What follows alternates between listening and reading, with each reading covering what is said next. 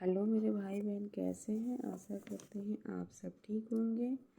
और C TET के सन 2021 का ये व्याख्या सहित को मॉडल पेपर ये है। तो हम लोग चलिए क्वेश्चन से स्टार्ट करते हैं। फर्स्ट क्वेश्चन से, निम्नलिखित का सुमेल करें। निम्नलिखित का सुमेल करना है, तो इसका हमारा आंसर होगा ए का फोर्थ होगा, यानी मेघदूत को कालिदास ने लिखा है। हाँ, और बी हर्षचरित का बाण भट्ट ने लिखा है। आर्यभट्टियम को किसने लिखा है? आर्यभट्ट ने। सुश्रुत संहिता किसने लिखा है? तो सुश्रुत ने। अब इसकी व्याख्या कर लेते हैं हम लोग। मेघदूत एक मूल रूप से संस्कृत में लिखा गया महाकाव्य है, जिसकी रचना महाकवि कालिदास के द्वारा किया गया है। इसमें एक यक्ष और उसकी प्रेमिका की विरह का मार्मिक चित्रण प्रस्तुत किया गया है। हर्षचरित संस्कृत में बाणभट्ट द्वारा रचित एक ग्रंथ है। इसमें भारतीय सम्राट हर्षवर्धन का जीवन चरित्र वर्णित है। ऐतिहासिक कथानक से संबंधित यह संस्कृत का सबसे प्राचीन ग्रंथ है। आर्यभट्टीय नामक ग्रंथ की रचना आर्यभट्ट नामक 476 से 550 में की थी।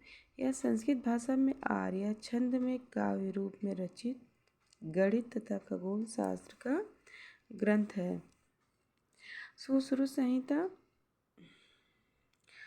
पुस्तक को सुश्रुत ने लिखी। शैल चिकित्सा के पितामह और सुश्रुत संहिता के प्रणेता आचार्य सुश्रुत का जन्म 6ठी शताब्दी ईसा पूर्व काशी में हुआ था। इन्होंने धन्वंतरि से शिक्षा प्राप्त की थी।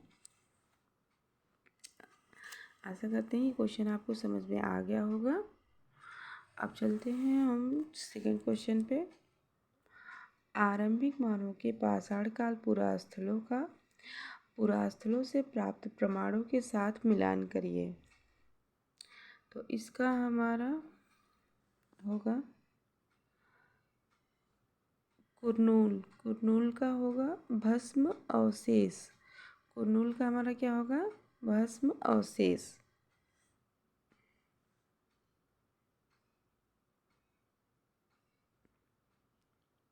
कुरनूल का हमारा भस्म अवशेष होगा। और भीमबेटका का होगा गुफाएं और कंदराएं। और हुरंगी हमारा होगा आवास और उद्योग स्थल के लिए। हुरंगी आवास और स्थल के लिए। और पटना शुतुरमुर्ग के अंडे।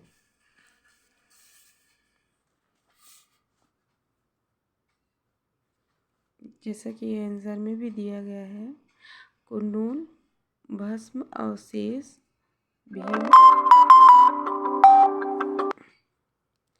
भीमबेटका गुफाएं और कंदराएं, हुरंगी आवास और उद्योग स्थल, पटना शुतुरमुर्ग के अंडे। है ना? समझ में आ गया ना आप सबको? देखिए इसका क्वेश्चन फिर से एक बार देख लेते हैं। आरंभिक मानव के पाषाण काल पुरास्थलों से प्राप्त प्रमाणों के साथ मिलान करना है। तो ये हमारा क्वेश्चन है और ये इसका आंसर है। कर्नूल का होता है भस्म अवशेष। भीमबेटका का गुफाएं और कंदराएं। हुरंगी आवास और उद्योग स्थल के लिए प्रसिद्ध है। पटना शुतुरमुर्ग के अंडे के लिए। तो हम लोग चलते हैं थर्ड क्वेश्चन की तरफ। उत्तराधिकार की मुगल परंपराएं किस पर आधारित थी? तो यहाँ पे हमारा आंसर होगा बी। यहाँ पे सदायात सदायात का नियम, जहाँ उत्तराधिकार का विभाजन समस्त पुत्रों के बीच कर दिया जाता था। अब इसकी हम व्याख्या करेंगे। मुगलों में उत्तराधिकार का चयन वंश प्रणाली पर आधारित था।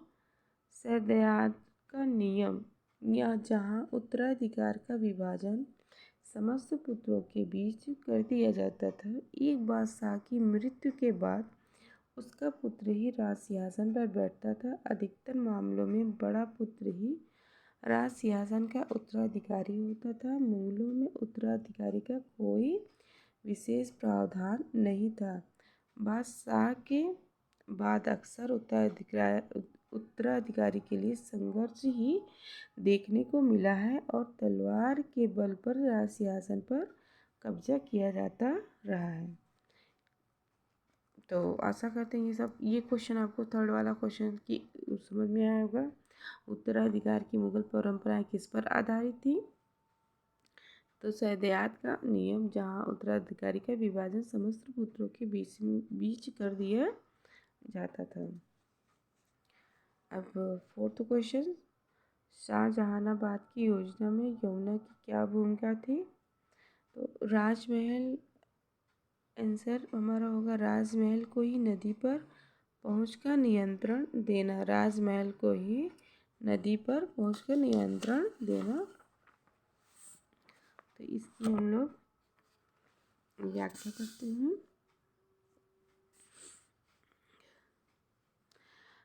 शाहजहानाबाद की योजना में यमुना की भूमिका राजमहल को ही नदी पर पहुँच का नियंत्रण देना था। इस योजना में शाहजहां ने एक विशेष अधिकार का प्रयोग किया और उसे अपना शाही महल यमुना नदी के तट पर बनवाया। ऐसी योजना इसलिए बनाई गई थी ताकि बादशाह के महल को अलग पहचान मिल सके।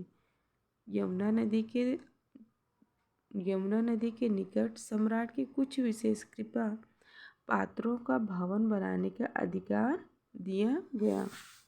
ये अब चलते हैं हम लोग नेक्स्ट फिफ्थ क्वेश्चन पे। निम्नलिखित का सुमेल करें। अब ये है आदिवासी समुदाय, ये है स्थान। ए में जैसा कि सुमेलित करने के लिए दिया जाता है, तो आप सबको पता है। तो इसका आंसर क्या होगा हमारा? वन गुज्जर का होता है उत्तराखंड, और लंबाडी आंध्र प्रदेश, बकरवाल कश्मीर, गद्दी हिमाचल प्रदेश। तो इस तरीके से हम लोग भूल जाएंगे। तो जैसे कि वन गुज्जर है तो वन उत्तराखंड गुज्जर, लंबाडी आंध्र लंबाडी प्रदेश, बकरवाल छोटा ही है तो बकरवाल का कश्मीर ही होगा, और गद्दी हिमाचल गद्दी प्रदेश। इस तरीके से मतलब हमने याद कर लिया ताकि भूलने लायक ना रहे। जैसे भूल जाते हैं सारे क्वेश्चन का आंसर, तो इस ट्रिक्स के माध्यम से हम इसको लर्न कर सकते हैं। अब चलते हैं 6 पर। भक्ति के विशेष रूपक निम्नलिखित थे।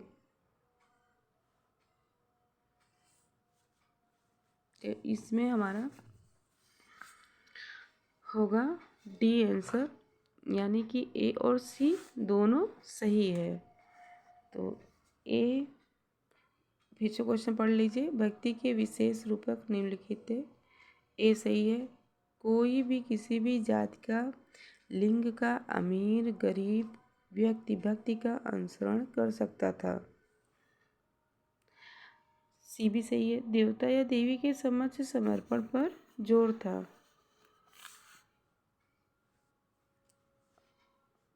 अब हम लोग इसकी व्याख्या करते हैं। भक्ति के विशेष रूपक निम्नलिखित थे। कोई भी किसी भी जाति का, लिंग का, अमीर गरीब व्यक्ति भक्ति का अनुसरण कर सकता था। देवी देवताओं के समक्ष समर्पण पर जोर था। भक्ति मार्ग अपनाने वालों का यह मानना था कि यदि अपने आराध्य देवी या देवता की सच्चे मन से पूजा की जाए तो वह उसी रूप में दर्शन देते हैं जिस रूप में भक्त उसे देखना चाहता है। भक्ति मार्ग अपनाने वाले लोग आडंबरों में विश्वास नहीं रखते थे। वे ईश्वर के प्रति सच्ची लगन और व्यक्तिगत पूजा पर बल देते थे। भक्ति परंपरा ने चित्रकला, शिल्पकला और स्थापत्य कला के माध्यम से अभिव्यक्ति की प्रेरणा भी दी। इस प्रकार कथन ए सत्य है। तो आशा करते हैं आपको 6th क्वेश्चन भी समझ में आया होगा। अब हम 7th क्वेश्चन पे चलते हैं। निम्नलिखित घटनाओं को काल क्रमानुसार लगाएं। तो वास्प इंजन का आविष्कार है, भारत में पहली सूती कपड़ा मिल की स्थापना है, भारतीय कपड़ों का पतन है, स्पिनिंग जेनी का आविष्कार। तो हमारा आंसर क्या है? हमारा आंसर इसमें सी है, सी। तो सी में हमारा पहले डी रहेगा। स्पिनिंग जेनी का आविष्कार पहले हुआ, फिर उसके बाद वास्प इंजन का आविष्कार हुआ, फिर भारतीय कपड़ों का पतन हुआ, फिर भारत में पहली सूती कपड़ा मिल की स्थापना हुई। तो इसकी हम लोग व्याख्या भी कर लेते हैं। घटनाओं का सही कालक्रमानुसार इस प्रकार है। स्पिनिंग जेनी का आविष्कार 1764 से 1765 में हुआ। वास्प इंजन का आविष्कार 1736 में। भारतीय कपड़ों का पतन 19वीं सदी के प्रारंभ में। भारत में पहली सूती कपड़ा मिल की स्थापना 1854। यानी कि हमारा सी आंसर, जैसा कि हमने आपको बता दिया है। चलते हैं हम लोग 8 वाले क्वेश्चन पर। अंग्रेज जनजातियों को बसाना और खेतिहर किसान बनाना, ये कथन वाला क्वेश्चन है। अंग्रेज जनजातियों को बसाना और खेतिहर किसान बनाना चाहते थे। तो अब इसके कारण ये हो गया हमारा अभिकथन। अब कारण, एक जगह बसे हुए किसानों पर नियंत्रण रखना और शासन करना घुमंतु लोगों की तुलना में सरल था। ये तो हमारा क्वेश्चन है और इसका आंसर है ए और बी। क्या है? सही है। और बी ए की उचित व्याख्या करता है। तो हम लोग व्याख्या भी देख लेते हैं। पहले आप कथन देख लीजिए दोबारा। ए और बी दोनों सही हैं। तो अंग्रेज जनजातियों को बसाना और खेतिहर किसान बनाना चाहते थे, ये सही है। अब आर, एक जगह बसे हुए किसानों पर नियंत्रण रखना और शासन करना घुमंतु लोगों की तुलना में सरल था। जाहिर सी बात, एक ही जगह रहेंगे तो उनको देखभाल करने में ब्रिटिश सरकार को सही होगा। तो इसकी व्याख्या हम लोग करते हैं। अंग्रेजों ने स्थानीय जमींदारों की मदद से जनजातियों को एक जगह बसाया व किसान बनाया, क्योंकि किसानों पर नियंत्रण रखना घुमंतु लोगों की तुलना में सरल था। यह जनजातियां मध्य प्रदेश में भील, छत्तीसगढ़, एक मिनट फिर से आप देख लीजिए। यह जनजातियां मध्य प्रदेश में भील, छत्तीसगढ़ में कोल, झारखंड में मुंडा, बंगाल में भूमिज, उड़ीसा में खोंड प्रमुख थी। एक बार फिर से देख लेते हैं। यह जनजातियां मध्य प्रदेश में भील, छत्तीसगढ़ में कोल, झारखंड में मुंडा, बंगाल में भूमिज, उड़ीसा में खोंड प्रमुख थी। जनजातियों ने इस नीति के विरुद्ध समय समय पर विद्रोह किए।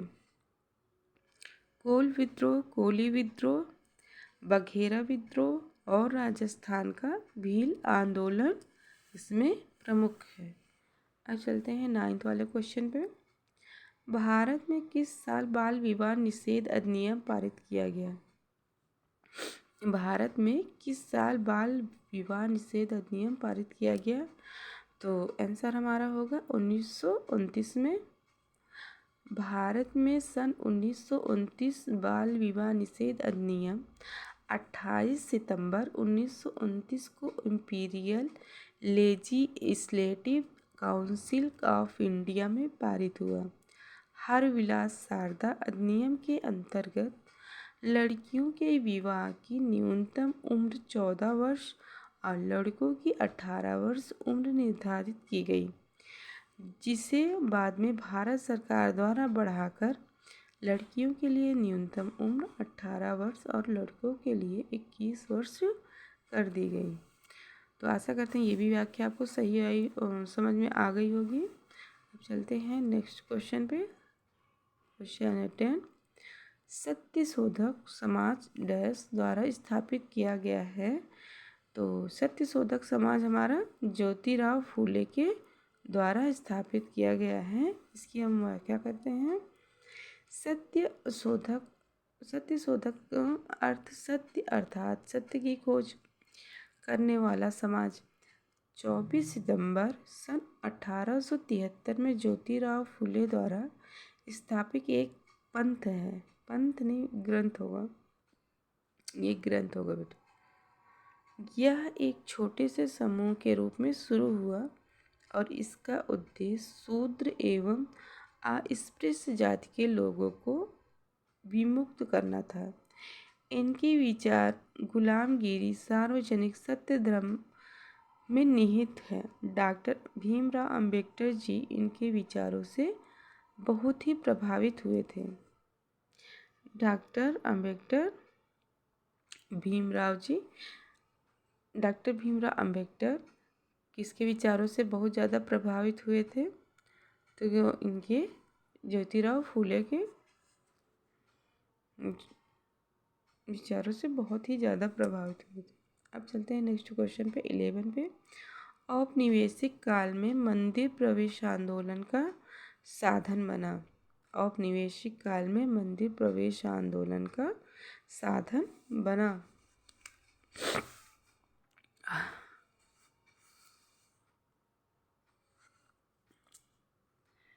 तो इसका आंसर होगा समाज में व्याप्त जातीय पूर्वाग्रहों को प्रकाश में लाने।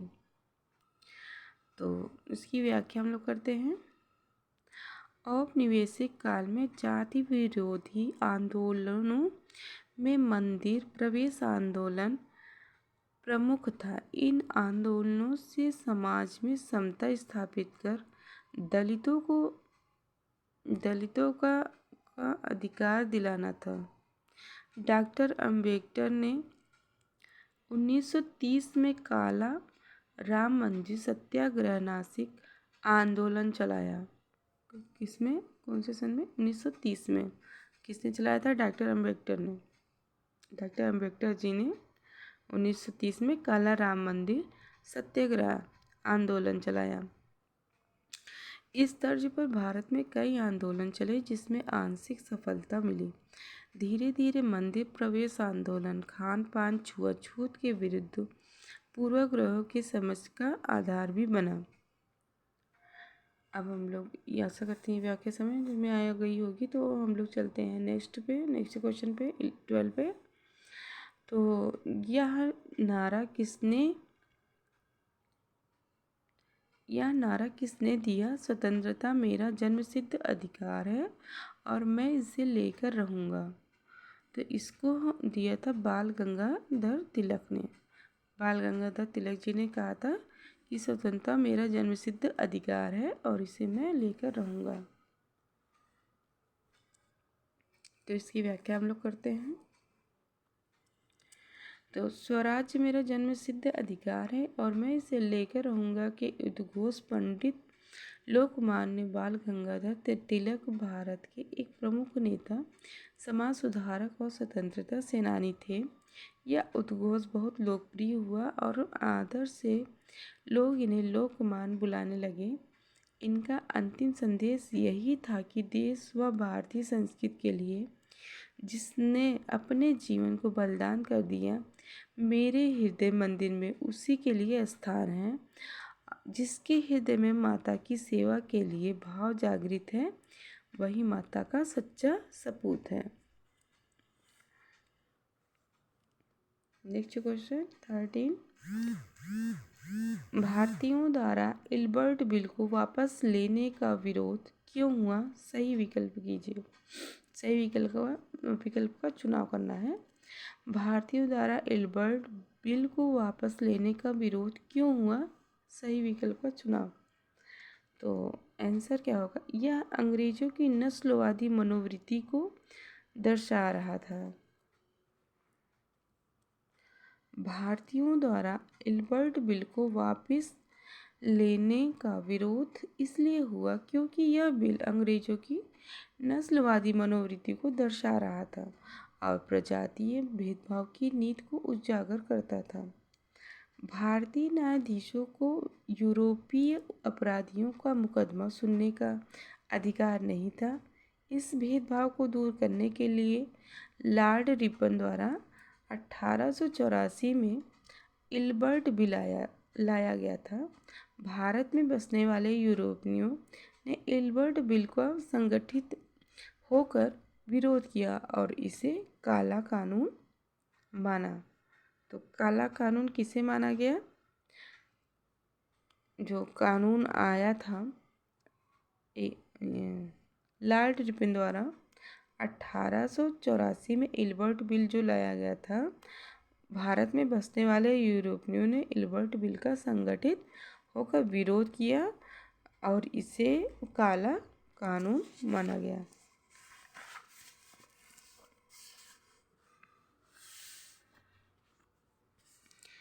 चलते हैं 14 क्वेश्चन पे। गुटनिरपेक्षता की विदेश नीति के डैश के विचार पर बनाई गई थी। गुटनिरपेक्षता की विदेश नीति डैश के विचार पर बनाई गई थी। तो इसका आंसर हमारा डी होगा। मानवीय अस्तित्व के लिए अमेरिकी और सोवियत संघ के बीच मध्यस्थता में एक सक्रिय भूमिका अदा करने के लिए। क्वेश्चन एक बार फिर से रिपीट कर लेते हैं। गुटनिरपेक्षता की विदेश नीति डैश के विचार पर बनाई गई थी। तो आंसर होगा मानवीय अस्तित्व के लिए अमेरिकी और सोवियत संघ के बीच मध्यस्थता में एक सक्रिय भूमिका अदा करने के लिए। अब हमारा डी, इसका मतलब व्याख्या क्या है इस क्वेश्चन की? कौन सा क्वेश्चन है हमारा? 14। तो द्वितीय विश्व युद्ध के बाद अमेरिका और सोवियत संघ से उचित दूरी बनाए रखने की नीति को गुटनिरपेक्षता कहा गया। गुटनिरपेक्षता किसे कहा गया? द्वितीय विश्व युद्ध के बाद अमेरिका और सोवियत संघ से उचित दूरी बनाए रखने की नीति, यानी कि अमेरिका और सोवियत संघ से उचित दूरी बनाए रखने की नीति को गुटनिरपेक्षता कहा गया। भारत के नेतृत्व में विकासशील देशों के एक बड़े वर्ग ने इस नीति को अपनाया और 1961 में बेलग्रेड सम्मेलन गुटनिरपेक्ष आंदोलन का पहला सम्मेलन था। इसमें जवाहरलाल नेहरू, यूगोस्लाविया के राष्ट्रपति टीटो, मिस्र के कर्नल नासिर जैसे नेताओं ने भाग लिया। बेलग्रेड में हुए पहले सम्मेलन में 25 देशों ने भाग लिया। पहले सम्मेलन की अध्यक्षता यूगोस्लाविया के राष्ट्रपति टीटो ने की थी। शीत युद्ध का त्याग, रंग भेद का विरोध, मानवाधिकारों की रक्षा इसके प्रमुख उद्देश्य थे। ये आशा करते हैं 14 का भी आपको व्याख्या समझ में आई होगी। हम लोग चलते हैं 15 पर। 15 क्वेश्चन, कर्क रेखा निम्न में से किस भारतीय राज्य से गुजरती है? तो हमारा होगा सी, मध्य प्रदेश। इसकी व्याख्या करते हैं। कर्क रेखा भारत के 8 राज्यों मिजोरम, त्रिपुरा, पश्चिम बंगाल, झारखंड, छत्तीसगढ़, मध्य प्रदेश, राजस्थान और गुजरात से होकर गुजरती है।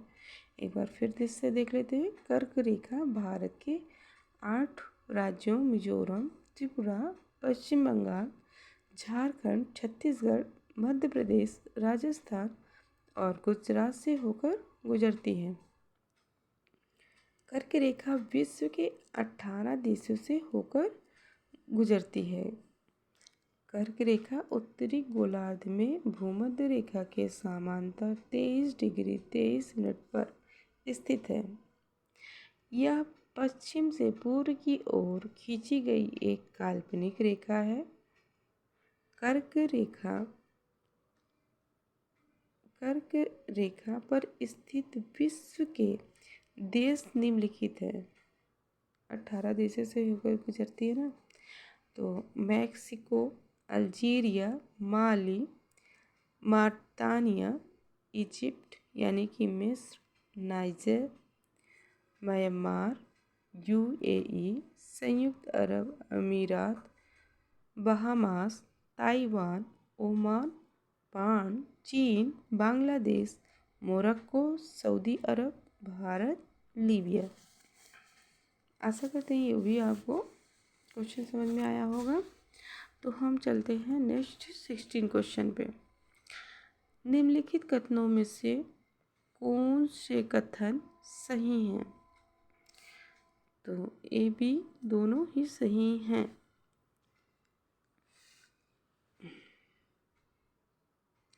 पृथ्वी 365 सही 1/4 दिन में सूर्य का चक्कर लगाती है। हम लोग एक वर्ष 365 दिन का मानते हैं तथा सुविधा के लिए 6 घंटों को इसमें नहीं जोड़ते हैं। हाँ, अपनी सुविधा के लिए हम लोग 6 घंटे को इसमें नहीं जोड़ते हैं। क्वेश्चन आपको दिख रहा होगा, निम्नलिखित कथनों में से कौन से कथन सही हैं? तो हमारी ये कथन सही है, ए सही है। पृथ्वी 365 से 1/4 दिन में सूर्य का चक्कर लगाती है। बी भी सही है, हम लोग एक वर्ष 365 दिन का मानते हैं तथा अपनी सुविधा के लिए 6 घंटों को इसमें नहीं जोड़ते हैं। सी हमारा रॉन्ग है। तो इसकी व्याख्या करते हैं हम लोग। पृथ्वी सूर्य का चक्कर 365 से 1/4 दिन या 365.25 यानी 365.25 दिनों में चक्कर लगाती है। इसे एक पृथ्वी वर्ष भी कहा जाता है। जब पृथ्वी सूर्य के बिल्कुल पास होती है तो उसे उपसौर कहते हैं। उपसौर किसे कहते हैं? जब पृथ्वी सूर्य के बिल्कुल पास होती है। यह स्थिति 3 जनवरी को होती है। जब पृथ्वी सूर्य से अधिकतम दूरी पर होती है तो उसे अपसौर कहते हैं। उपसौर और अपसौर समझ में आ गया होगा। उपसौर कहते हैं जब पृथ्वी सूर्य के बिल्कुल पास में होती है, और अपसौर होता है पृथ्वी सूर्य से अधिकतम दूरी पर होती है। और ये जो उपसौर होता है वह घटना 3 जनवरी को होती है और यह घटना अपसौर वाली 4 जुलाई को होती है। हम लोग एक वर्ष 365 दिन को मानते हैं तथा सुविधा के लिए 6 घंटे को इसमें नहीं जोड़ते हैं। 4 वर्षों में प्रत्येक वर्ष के बचे हुए 6 घंटे मिलकर एक दिन यानी 24 घंटे के बराबर हो जाते हैं। इसके अतिरिक्त दिन को फरवरी के महीने में जोड़ा जाता है। इस प्रकार प्रत्येक चौथे वर्ष फरवरी माह 28 के बदले 29 दिन का होता है। इस प्रकार ऐसा वर्ष जिसमें 366 दिन के होते हैं उसे लीप वर्ष कहा जाता है। आशा करते हैं ये भी क्वेश्चन आपको समझ में आया होगा। हम चलते हैं नेक्स्ट क्वेश्चन 17 पर। अगर पृथ्वी के बराबर देशांतरी विस्तार के साथ 24 समय क्षेत्रों में विभाजित किया जाता है तब प्रत्येक क्षेत्र तक के देशांतर को घेरेगा। क्वेश्चन फिर से पढ़ा हो जाता है। अगर पृथ्वी के बराबर देशांतरी विस्तार के साथ 24 समय क्षेत्रों में विभाजित किया जाता है तब प्रत्येक क्षेत्र तक के देशांतर को घेरेगा 15 डिग्री तक के। अगर पृथ्वी के बराबर देशांतरीय विस्तार के साथ 24 समय क्षेत्रों में विभाजित किया जाता है तब प्रत्येक क्षेत्र 15 डिग्री तक के देशांतर को घेरेगा। स्थानीय समय देशांतर के साथ बदलता रहता है। 15 डिग्री देशांतर का अंतर स्थानीय समय में 1 घंटे के अंतर से मेल खाता है जो सूर्य के संबंध में भिन्न स्थिति के कारण होता है। देशांतर एक भौगोलिक निर्देशांक है जो किसी बिंदु की पूर्व पश्चिम स्थिति को निर्दिष्ट करता है। पृथ्वी की सतह या किसी खगोलीय पिंड की सतह एक कोणीय माप है जिसे आमतौर पर डिग्री में व्यक्त किया जाना और ग्रीक अक्षर द्वारा दर्शाया किया जाता है। अब चलते हैं हम लोग नेक्स्ट क्वेश्चन पे 18 पे। भारत के उत्तर पश्चिम दक्षिण पूर्व दिशा की ओर शुरू करते हुए इन क्षेत्रों को क्रमबद्ध कीजिए। भारत के उत्तर पश्चिम से दक्षिण पूर्व दिशा की ओर शुरू करते हुए इन क्षेत्रों को क्रमबद्ध कीजिए। इसे हमें लाइन से लगाना है। तो हमारा आंसर होगा भारतीय महामरुस्थल, और दूसरा होगा अरावली श्रृंखला, तीसरा होगा विंध्य श्रृंखला, दक्कन पठार, और फिफ्थ होगा पूर्वी घाट, यानी कि हमारा सी सही होगा आंसर। तो इसकी व्याख्या करते हैं। भारत विभिन्न स्थलाकृतियों वाला एक विशाल देश है जहाँ हर प्रकार की भूमि आकृतियाँ पाई जाती हैं, जैसे पर्वत, मैदान, मरुस्थल, पठार तथा द्वीप समूह। दिए गए कथनों के अनुसार भारत के उत्तर पश्चिम से दक्षिण पूर्व दिशा की ओर शुरू करते हुए क्षेत्रों का क्रमबद्ध श्रृंखला है। भारतीय मरुस्थल, महामरुस्थल, अरावली श्रृंखला, विंध्य श्रृंखला, दक्कन पठार तथा पूर्वी घाट। अब हम लोग नेक्स्ट क्वेश्चन 19 पे चलते हैं। निम्नलिखित में से मानचित्र के घटक के संदर्भ में विषम का चयन करें। तो हमारा क्या होगा सही? पैमाना। तो हमारा डी सही होगा, पैमाना। निम्नलिखित में से मानचित्र के घटक के संदर्भ में विषम का चयन करना है। तो इसकी व्याख्या समझ सकते हैं। मानचित्र पृथ्वी की सतह या इसके एक भाग का पैमाने के मध्य से चपटी सतह पर खींचा गया चित्र है। जब बहुत से मानचित्रों को एक साथ रख दिया जाता है तब एक एटलस बन जाता है। मानचित्र 3 प्रकार के होते हैं: भौतिक मानचित्र, राजनीतिक मानचित्र, थीमेटिक मानचित्र। कितने प्रकार के होते हैं? 3 प्रकार के होते हैं। एक हमारा भौतिक मानचित्र होता है, एक राजनीतिक मानचित्र होता है, और एक थीमेटिक मानचित्र होता है। मानचित्र 3 घटक होते हैं: दूरी, दिशा और प्रतीक। जब वास्तविकता और उसके निरूपण के बीच का अनुपात को मापक पैमाना कहते हैं। पैमाना किसे कहते हैं? वास्तविकता और उसके निरूपण के बीच का अनुपात को मापक कहते हैं। इसकी इकाई नहीं होती और यह भिन्न अथवा गुणक के रूप में व्यक्त किया जाता है। मानचित्र पर पैमाने का अर्थ है मानचित्र पर दर्शाए गए 2 बिंदुओं और उनके संगत धरातलीय जगहों के बीच की दूरियों का अनुपात। अब हम नेक्स्ट क्वेश्चन 20 पे चलते हैं।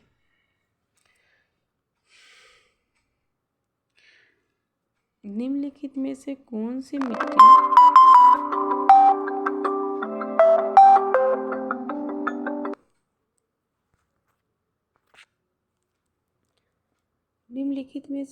सी मिट्टी यानी कि मृदा गीली होने पर लसलसी हो जाती है तथा मानसून से पहले या बारिश के बाद जब तक इसकी जुताई नहीं होती इस पर काम करना मुश्किल हो जाता है, यानी कि वो कृषि योग्य भूमि नहीं रहती। तो ये हमारा बी आंसर होगा, काली मिट्टी मृदा। इसकी हम लोग व्याख्या कर लेते हैं। काली मृदा को रेगुर मृदा भी कहा जाता है। यह मृदा गीली होने पर लसलसी हो जाती है तथा मानसून से पहले या पहली बारिश के बाद जब तक इसकी जुताई ना हो तो इस पर काम करना मुश्किल हो जाता है। इसमें कपास की खेती ज़्यादा होती है। काली मृदा मुख्यतः महाराष्ट्र, कर्नाटक, गुजरात और मध्य प्रदेश में पाई जाती है। इस मिट्टी में मैग्नीशियम, चूना, लौह तत्व तथा कार्बनिक पदार्थों की अधिकता होती है। इस मृदा का काला रंग टिटनीफेरस मैग्नेटाइट एवं जीवांश की उपस्थिति के कारण होता है। इसका रंग किस लिए काला होता है? टिटनीफेरस और मैग्नेटाइट एवं जीवांश की उपस्थिति के कारण होता है।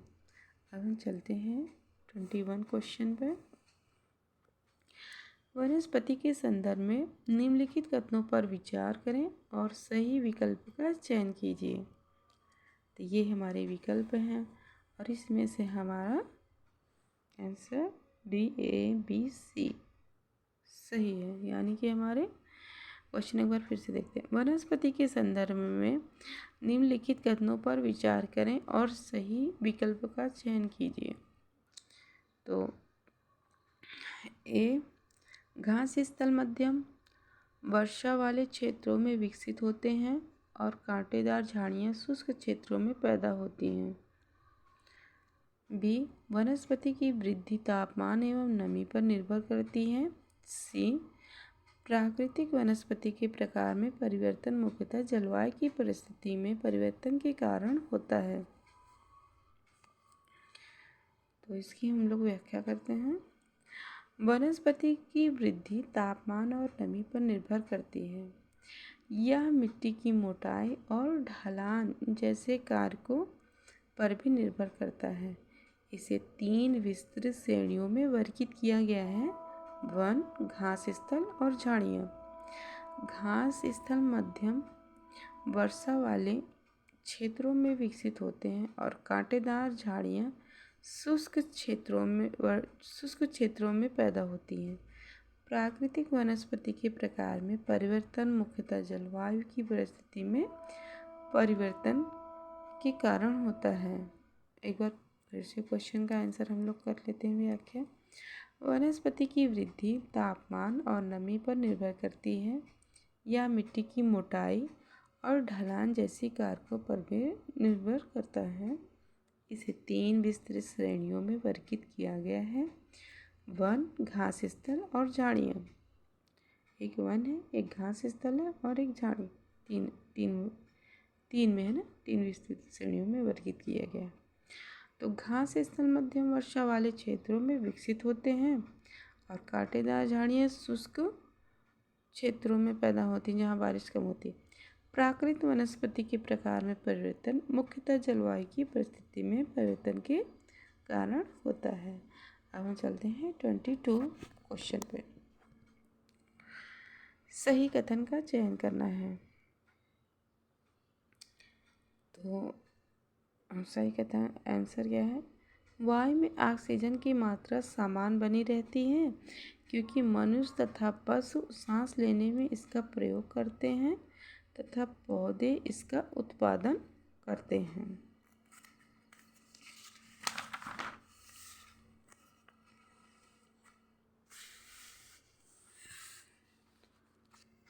इसकी व्याख्या कर लेते हैं हम लोग।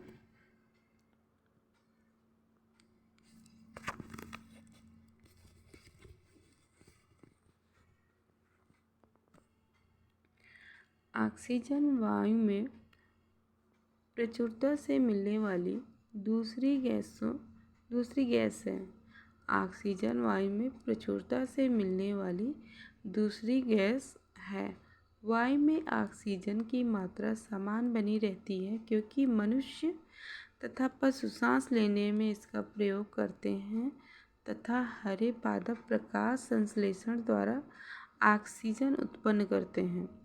इस प्रकार वायु में ऑक्सीजन की मात्रा समान बनी रहती है। वायुमंडल में इसकी मात्रा लगभग 20.95% होती है। कितना? 20.95% होती है। पृथ्वी की सबसे ऊपरी क्रस्ट अथवा भूप्रपटल में ऑक्सीजन सर्वाधिक मात्रा लगभग 46.6% में पाया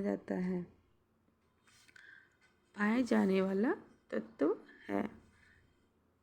पृथ्वी की सबसे ऊपरी क्रस्ट अथवा भूप्रपटल में ऑक्सीजन सर्वाधिक मात्रा लगभग 46.6% में पाया जाने वाला तत्व है। ये व्याख्या हो गई आपकी। अब चलते हैं 23 क्वेश्चन।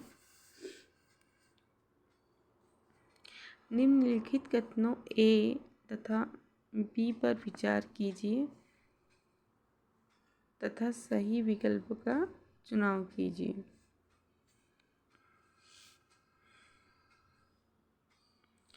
तो इसमें हमारे ये आंसर हमारा बता रहा है कि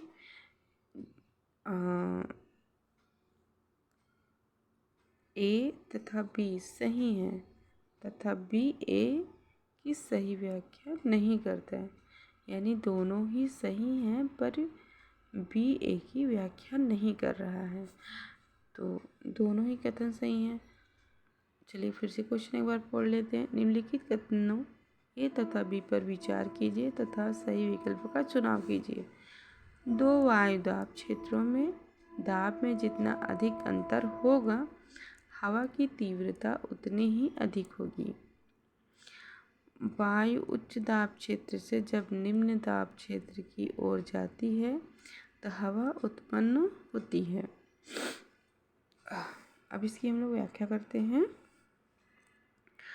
वायुमंडल में उच्च वायुदाब निम्न वायुदाब क्षेत्र बनते हैं।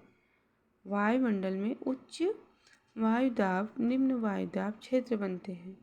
अक्सर हवाएं उच्च वायुदाब से निम्न वायुदाब की ओर चलती हैं। ऐसी भौगोलिक परिस्थितियों से उस क्षेत्र का संपूर्ण मौसम प्रभावित होता है। वायुदाब के निर्माण में ताप, नमी आदि दशाएं सहायक होती हैं। दिशाएं भारतीय उपमहाद्वीप में मानसून के पहले बंगाल की खाड़ी एवं अरब सागर में उच्च वायुदाब तथा भारतीय क्षेत्र में निम्न वायुदाब की परिस्थितियां बनती हैं।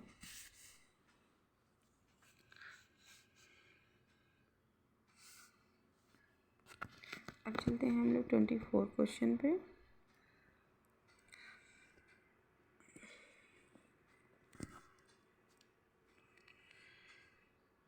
एक शिक्षिका कक्षा में यातायात विषय पर पढ़ाते हुए विभिन्न प्रकार की टिकटों जैसे बस टिकट, रेल टिकट का प्रयोग करती है। नीचे लिखे कथनों पर इस कक्षा के संदर्भ में विचार करें तथा सही विकल्प का चुनाव कीजिए। तो आंसर हमारा होगा ए बी दोनों सही है। तो ए क्या है? इन टिकटों का प्रयोग करके वह खर्च, दूरी व यातायात के विभिन्न साधनों की विशेषताओं पर चर्चा करती है। ये ठीक है। फिर इन टिकटों का प्रयोग करके वह मानव आवास के प्रकारों पर भी चर्चा कर सकती है, यानी कि ए व बी दोनों सही हैं। अब इसकी व्याख्या करते हैं।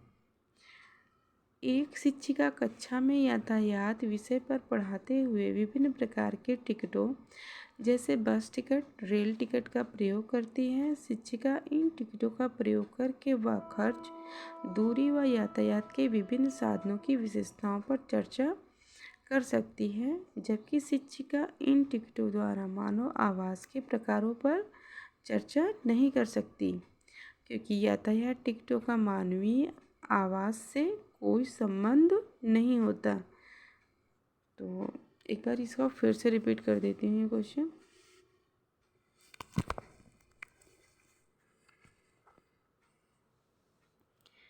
एक शिक्षिका कक्षा में यातायात विषय पर पढ़ाते हुए विभिन्न प्रकार की टिकटों जैसे बस टिकट, रेल टिकट का प्रयोग करती है। नीचे लिखे कथनों पर इस कक्षा के संदर्भ में विचार करें तथा सही विकल्प का चुनाव कीजिए। तो ए हमारा सही है। इन टिकटों का प्रयोग करके वह खर्च, दूरी व यातायात के विभिन्न साधनों की विशेषताओं पर चर्चा कर सकती है। और बी, इन टिकटों का प्रयोग करके वह मानव आवास के प्रकारों पर भी चर्चा कर सकती है। ए और बी दोनों सही है। इसकी व्याख्या करते हैं। एक शिक्षिका कक्षा में यातायात विषय पर पढ़ाते हुए विभिन्न प्रकार के टिकटों जैसे बस टिकट, रेल टिकट का प्रयोग करती है। शिक्षिका इन टिकटों का प्रयोग करके वह खर्च, दूरी व यातायात के विभिन्न साधनों की विशेषताओं पर चर्चा कर सकती है, जबकि शिक्षिका इन टिकटों द्वारा मानव आवास के प्रकारों पर चर्चा नहीं कर सकती। किस पर चर्चा नहीं कर सकती है? मानव के आवास पे, क्योंकि यातायात टिकटों का मानवीय आवास से कोई संबंध नहीं होता। अब हमारा 25 क्वेश्चन यानी 25वां क्वेश्चन। नए चारागाहों की खोज में लोगों के मौसमी आवागमन को कहते हैं, क्या कहते हैं? ऋतु प्रवास। नए चारागाहों की खोज में लोगों के मौसमी आवागमन को कहते हैं ऋतु प्रवास। तो इसकी व्याख्या हम लोग करते हैं।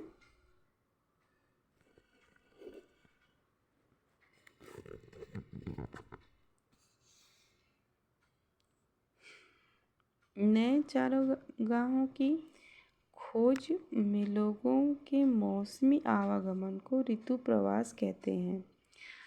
दो भिन्न जलवायु दशाओं वाले क्षेत्रों में समांतर पशुचारकों द्वारा अपने पशुओं के साथ मौसम परिवर्तन के अनुसार किया जाने वाला प्रवास है। मौसमी प्रवास अधिकांशतः शीतोष्ण कटिबंध में पर्वतीय तथा मैदानी घाटियों के मध्य होता है। ग्रीष्म ऋतु में जब निचली घाटियों में चारागाह सूखने लगते हैं तो पशुचारक अपने पशुओं जैसे भेड़, बकरियों को लेकर उच्चवर्ती चारागाहों के लिए प्रस्थान करते हैं और ग्रीष्म ऋतु में पहाड़ी भागों में रहते हैं। शीत ऋतु आरंभ होने पर पर्वतीय चारागाह बर्फ से ढक जाते हैं और वहाँ ठंडक अधिक बढ़ जाती है। अतः पशुचारक शीत ऋतु आरंभ होने के पहले ही वहाँ से निचली घाटियों के लिए प्रस्थान करते हैं, जहाँ उस समय चारागाह उपलब्ध रहता है। वहाँ ठंडक अपेक्षाकृत काफ़ी कम रहती है। इस प्रकार के मौसमी प्रवास के उदाहरण हिमालय, आल्प्स, क्यूनलुन आदि पर्वतों के ढालों पर पाए जाते हैं। क्वेश्चन समझ में आ गया होगा। तो हम यहीं तक आज क्वेश्चन ये समाप्त करते हैं बच्चों, मेरे छोटे भाई बहनों, और आशा करते हैं ये आपको वीडियो अच्छा लगा होगा। तो अगर अच्छा लगा हो तो, और ना भी अच्छा लगा हो तो फिर भी आप कमेंट सेक्शन में हमें बताएं। मिलते हैं नेक्स्ट वीडियो में।